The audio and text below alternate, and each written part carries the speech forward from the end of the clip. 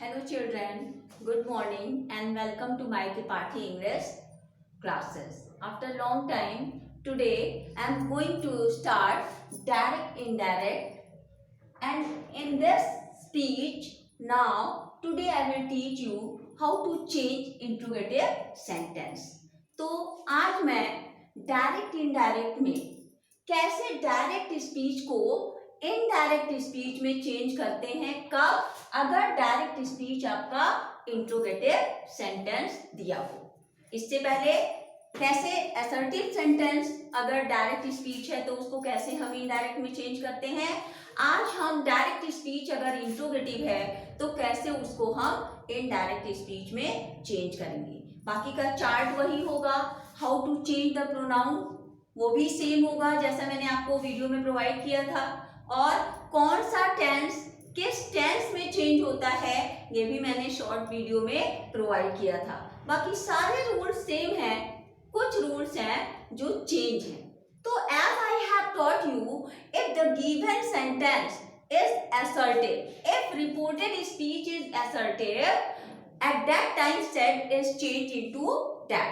कि अगर direct speech, मैं थोड़ा पीछे इसलिए जा रही हूं, रिमाइंड कराना जरूरी है कि अगर डायरेक्ट स्पीच आपका असर्टिव सेंटेंस है, असर्टिव सेंटेंस अगर रिपोर्टेड स्पीच है तो हम रिपोर्टिंग स्पीच सेड को किस में चेंज करते हैं, टोल्ड में चेंज करते हैं। कब, जब सेड के बाद कोई ऑब्जेक्ट दिया हो। If object is not given, suppose आपका जो रिपोर्टेड स्पीच है वो असर्टिव है और सेड के बाद कोई ऑब्जेक्ट नहीं दिया है, उस समय हम सेड को नहीं चेंज करेंगे।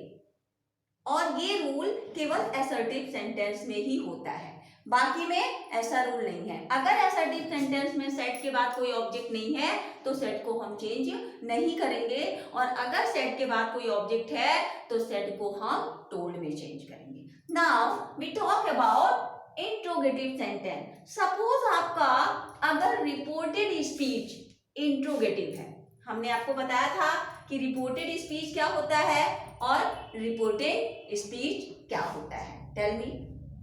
यस, इन्वर्टेड कॉमा में जो बंद होता है वो आपका रिपोर्टेड स्पीच होता है, और जो इन्वर्टेड कॉमा के बाहर होता है वो आपका पूरा सेंटेंस रिपोर्टिंग स्पीच होता है। तो यहाँ पे ऑलरेडी मैंने एग्जांपल दे रखा है कि he said to me, do you go to temple? क्या तुम मंदिर जाते हो? तो here you can see reported speech is interrogative, question mark लगा है, and this symbolize the interrogative sentence। ये किसको सिंबलाइज करता है, इंट्रोगेटिव सेंटेंस को। इंट्रोगेटिव सेंटेंस में क्वेश्चन मार्क लगता है। तो आपको पता हो गया कि ये इंट्रोगेटिव सेंटेंस है, यानी रिपोर्टेड स्पीच अगर इंट्रोगेटिव होगा तब हम सेड को किस में बदलेंगे, राइट। इसीलिए ये कहा जाता है, जैसे बच्चे ये माइंड मेकअप कर लेते हैं कि हमें डायरेक्ट से इनडायरेक्ट बनाना है तो सेड को हम टोल्ड में बदलेंगे और इन्वर्टेड कॉमा की जगह दैट लगा देंगे, काम खत्म। चाहे कोई भी सेंटेंस हो, और वो क्या होता है, गलत होता है। नहीं, सेड जो है वो चेंज होता है according to sentence of reported speech. इसीलिए सेड को बदलने से पहले हम रिपोर्टेड स्पीच के सेंटेंस को देखते हैं कि वो कैसा सेंटेंस है, असर्टिव है, इंट्रोगेटिव है, ऑप्टेटिव है, या फिर इंपरेटिव है, या एक्सक्लेमेटरी है। तो now you can see here this sentence is interrogative. तो जब रिपोर्टेड स्पीच इंट्रोगेटिव होता है तो उस समय हम सेड को किस में बदलते हैं, आस्क में बदलते हैं। किस में बदलते हैं, आस्क में बदल देते हैं, राइट।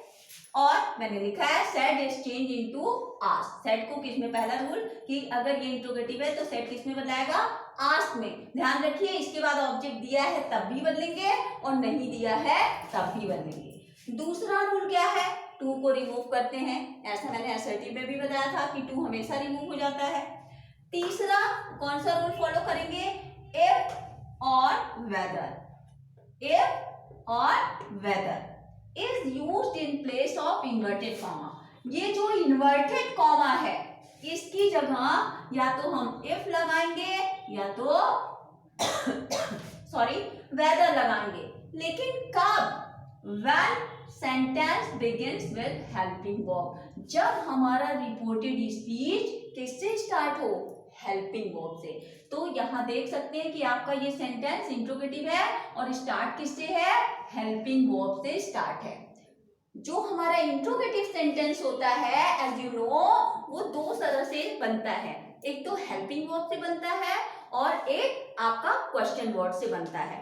तो जब भी हम इन्वर्टेड कॉमा को हटा के कनेक्टिव वर्ड जोड़ेंगे तो एट दैट टाइम आपको ये देखना है कि जो इंट्रोगेटिव सेंटेंस है वो किससे स्टार्ट है, आपकी हेल्पिंग वर्ब से स्टार्ट है या फिर आपका किसी क्वेश्चन वर्ड से स्टार्ट है।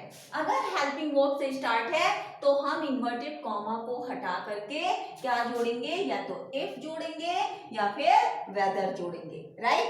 अब दूसरा जो मैंने कहा कि अगर सपोज ये सेंटेंस हेल्पिंग वर्ब से नहीं स्टार्ट है तब हम इन्वर्टेड कॉमा को हटा के क्या जोड़ेंगे? ऐसे कंडीशन में जो यहाँ पे कनेक्टिव वर्ड या क्वेश्चन वर्ड दिया होगा, जो क्वेश्चन वर्ड दिया होगा उसी को हम इन्वर्टेड कॉमा की जगह लिख देंगे। अभी मैं आपको एग्जांपल के थ्रू समझाऊंगी। वंस अगेन, अगर इंट्रोगेटिव सेंटेंस हेल्पिंग वर्ब से स्टार्ट है तो हम इस इन्वर्टेड कॉमा को जब हटाएंगे तो if या whether यूज करेंगे, right. After that what have to do? Sentence will be changed into assertive। ये जो हमारा सेंटेंस इंट्रोगेटिव है वो assertive में चेंज हो जाएगा। मीन्स इनडायरेक्ट में कोई चीज इंट्रोगेटिव नहीं होती है, राइट। ये जो सेंटेंस है वो किस में चेंज हो जाएगा?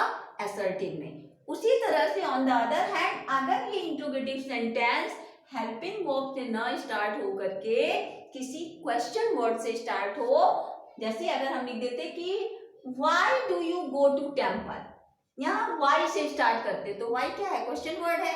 तो जब क्वेश्चन वर्ड से स्टार्ट हुआ तो ऐसे कंडीशन में ये इन्वर्टेड कॉमा को हटा के the same given question word, जो क्वेश्चन वर्ड दिया रहता है उसी को हम इन्वर्टेड कॉमा की जगह लिख देते हैं और ये जो सेंटेंस है वो किस में चेंज करते हैं?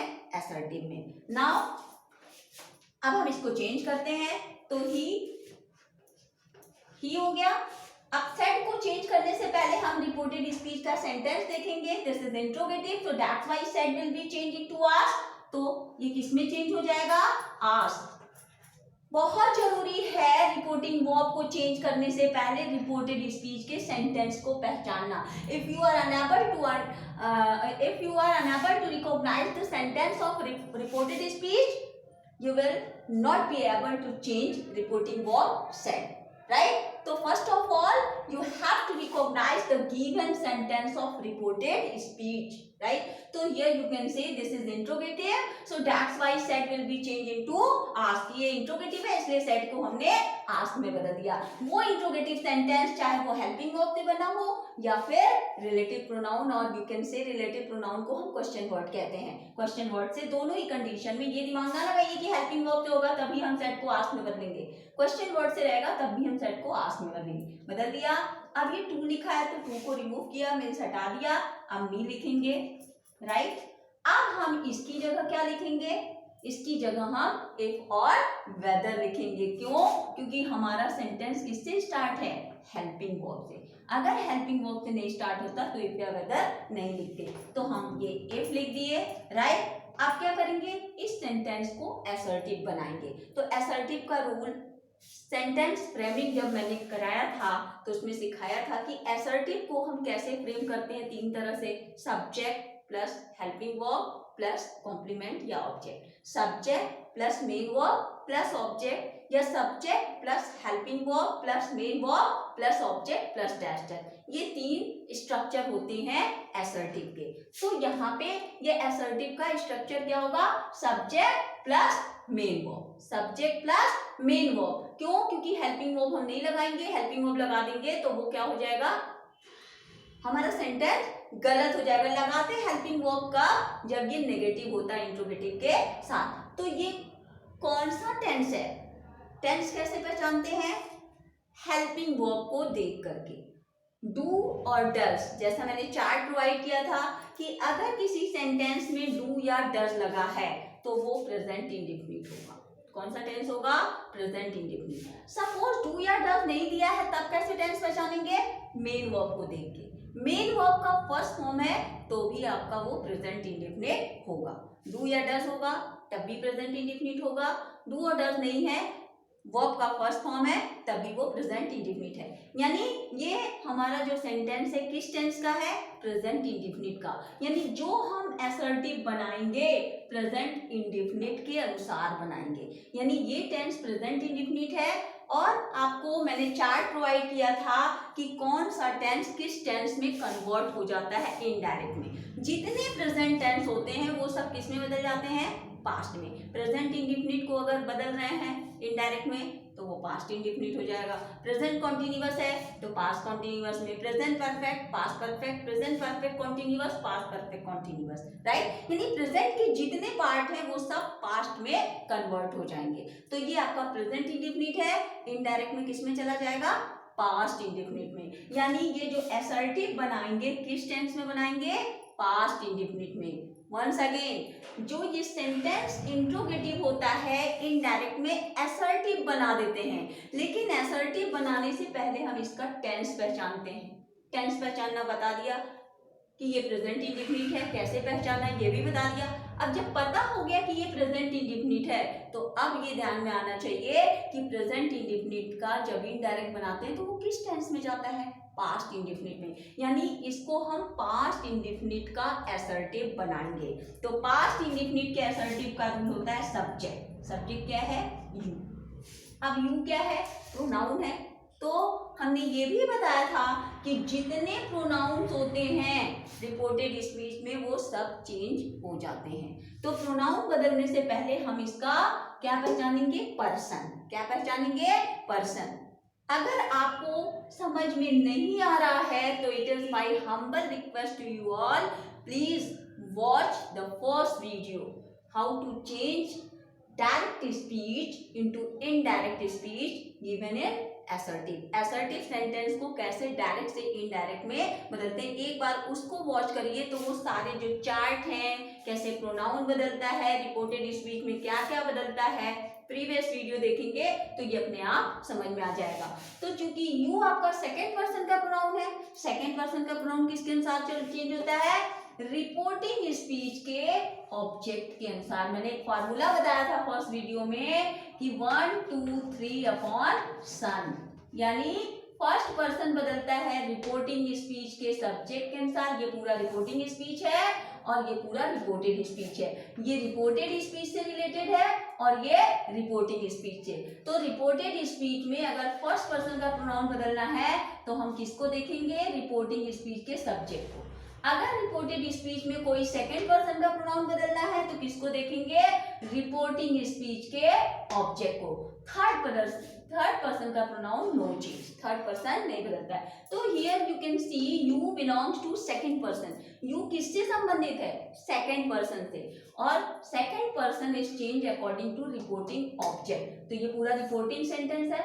रिपोर्टिंग ऑब्जेक्ट क्या है? मी। यानी ये मी जो बदलेगा, सॉरी यू हटेगा और मी यहाँ पर आएगा। यू को हटना है, यू को बदलना है, किसके अनुसार बदलेगा? ऑब्जेक्ट के अनुसार, क्योंकि सेकंड पर्सन रिपोर्टिंग स्पीच के ऑब्जेक्ट के अनुसार बदलता है। तो मी यहाँ आएगा और यू को हटा देगा। बट आप ऐसे किसी को नहीं हटा सकते।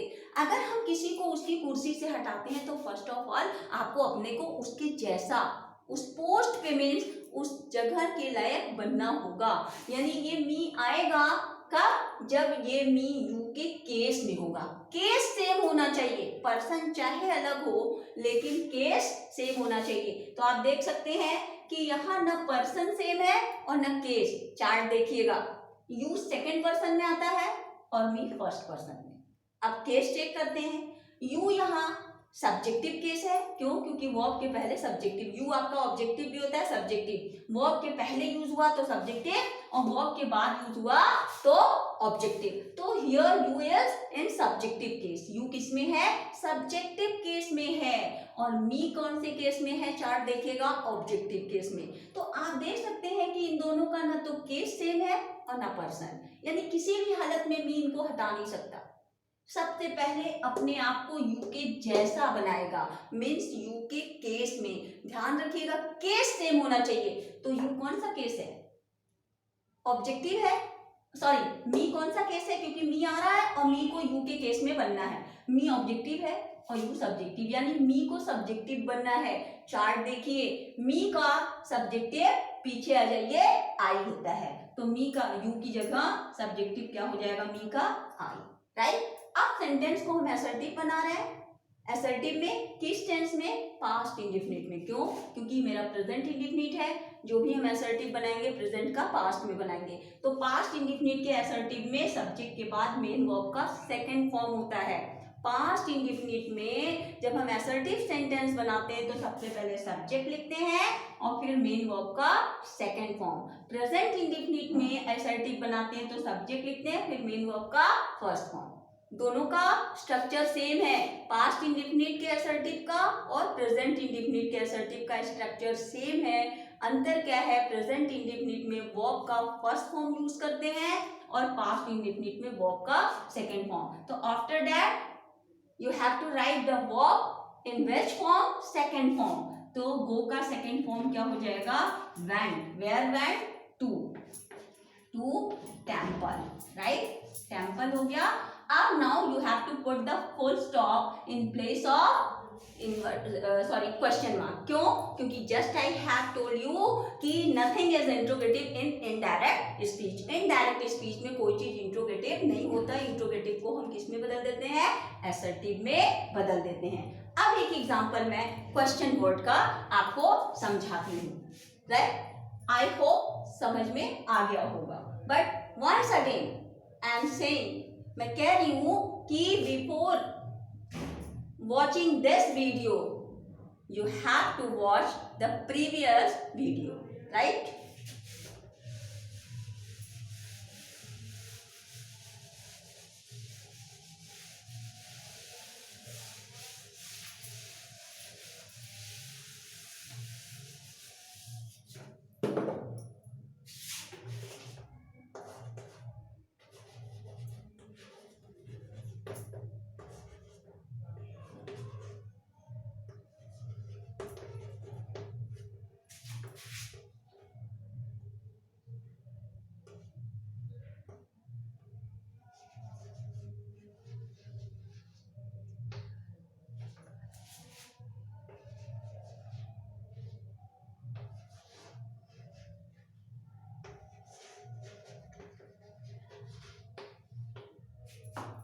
ठीक है, इसको हमें बदलना है।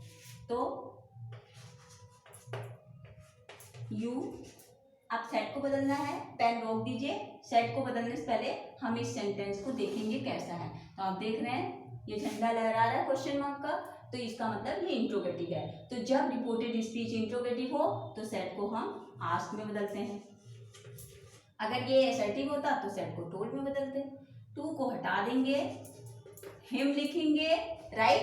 अब इसको हटा के, अभी फर्स्ट सेंटेंस में, फर्स्ट एग्जांपल में हमने इसको हटा करके एफ लिखा था। क्यों, क्योंकि उसमें सेंटेंस जो हमारा स्टार्ट था हेल्पिंग वर्ब से। अभी हम वेयर को छिपा दें तो सेंटेंस किससे स्टार्ट हो गया, आर से। आर क्या है, हेल्पिंग वर्ब है। तो अगर सेंटेंस हेल्पिंग वर्ब से ना शुरू हो करके किससे स्टार्ट है, क्वेश्चन वर्ड से, तो ऐसे कंडीशन में हम यहाँ पे इफ या वेदर नहीं जोड़ेंगे, but the same given question word is written. जो सेम क्वेश्चन वर्ड दिया होता है उसको सेम इसकी जगह लिख देते हैं, यानी ये खिसक के यहाँ आ जाएगा। तो हिम के बाद हम क्या लिखेंगे, ध्यान रखिएगा स्मॉल लेटर में आ जाएगा वेयर। अब ये इंट्रोगेटिव है, इंट्रोगेटिव से हम किस में कन्वर्ट करेंगे, असर्टिव में। क्यों, क्योंकि जब हम डायरेक्ट से इनडायरेक्ट बनाते हैं तो सेंटेंस को, इंट्रोगेटिव सेंटेंस को हम असर्टिव में बदलते हैं। तो असर्टिव किससे स्टार्ट होता है, सब्जेक्ट से। सब्जेक्ट क्या है, यू है। हेल्पिंग वर्ब के बाद ही तो सब्जेक्ट आता है। यू क्या है, प्रोनाउन। जितने, अगर ये प्रोनाउन नहीं होता तो सेम लिख देते, लेकिन ये प्रोनाउन है तो pronoun has always change. Pronoun के बारे में तो सोचना ही नहीं कि चेंज करें या ना चेंज करें। टेंसेस एक बार चेंज होते हैं और नहीं चेंज होते, कब चेंज होते हैं कब नहीं चेंज होते हैं। I have already taught you in the previous video, right. तो you belongs to second person, ये सेकेंड पर्सन से संबंध रखता है, ये मीन्स ये सेकेंड पर्सन का प्रोनाउन है। How second person is change, second person is change according to reporting object. ये रिपोर्टिंग सेंटेंस है और इस रिपोर्टिंग सेंटेंस का ऑब्जेक्ट क्या है, him. It means you will be change according to him. He will come here in place of you, यानी you हटेगा और him आएगा। Once again, you in second person and how second person is changed according to reporting object, and what is reporting object here, him। ये पूरा reporting sentence है, तो ये reporting subject हुआ, ये रिपोर्टिंग वर्ब हुआ, ये रिपोर्टिंग ऑब्जेक्ट। तो यू किसके अनुसार चेंज होगा, ऑब्जेक्ट के अनुसार। हिम ऑब्जेक्ट है, यानी हिम यहाँ पर आएगा और यू को हटा देगा। लेकिन कब, जब ये यू के केस में होगा। तो आइए चेक करते हैं कि ये हिम यू के केस में है या नहीं। तो आप देख सकते हैं कि ये केस में नहीं है, न तो पर्सन सेम है न तो केस। ये सेकेंड पर्सन का है और ये थर्ड पर्सन का। आप चार्ट में चेक कर सकते हैं, राइट। जब भी आप बनाए चार्ट जो है पूरी तरह से याद होना चाहिए। जो चार्ट मैंने प्रोवाइड किया है वो चार्ट आपके दिमाग में उसका पिक बिल्कुल कैप्चर्ड होना चाहिए, राइट। तो यू जो है चेंज होगा किसके अनुसार, सॉरी हिम जाएगा यू की जगह, यू हिम के अनुसार। तो हिम कैसे जाएगा, नहीं जाएगा। क्यों, क्योंकि हिम आपका थर्ड पर्सन, ये सेकेंड पर्सन। ये आपका ऑब्जेक्टिव केस है और ये सब्जेक्टिव। हमने क्या कहा, जो आता है हटाने वाले के केस में पहले बनेगा। तो यू किस केस में है, सब्जेक्टिव।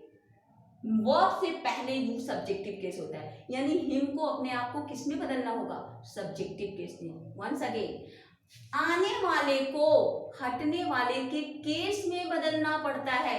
अगर केस सेम है तब तो वो उसी रूप में आ जाएगा, केस सेम नहीं है तो पहले केस को चेंज करेगा। तो हिम ऑब्जेक्टिव है, किस में चेंज होगा, सब्जेक्टिव में। हिम का सब्जेक्टिव क्या होता है, हिम के पीछे आइए ही, तो हिम का सब्जेक्टिव ही हो गया। आ गया। अब ये टेंस कौन सा है, आईएनजी फॉर्म है तो कॉन्टिन्यूअस होगा, किसी ना किसी टेंस का कॉन्टिन्यूअस होगा। अब किसका कॉन्टिन्यूअस है, ये हेल्पिंग वर्ब बताएगा। Are, is, am, are present tense को बताता है और आईएनजी बता दिया कॉन्टिन्यूअस को, यानी आपका ये प्रेजेंट कॉन्टिन्यूअस है। तो जब प्रेजेंट कॉन्टिन्यूअस को हम इनडायरेक्ट बनाते हैं तो किस में चेंज हो जाएगा, पास्ट कॉन्टिन्यूअस में। तो पास्ट कॉन्टिन्यूअस का हेल्पिंग वर्ब वाज या वर होता है। क्योंकि ही है, सिंगुलर है, इसलिए हम यहाँ वाज लगाएंगे। फिर क्या हो जाएगा, गोइंग, ही वाज गोइंग। ठीक, तो you asked him where he was going, यहाँ पे क्या हो जाएगा, फुल स्टॉप। तो now interrogative sentence has been completed. I hope understood. Thank you.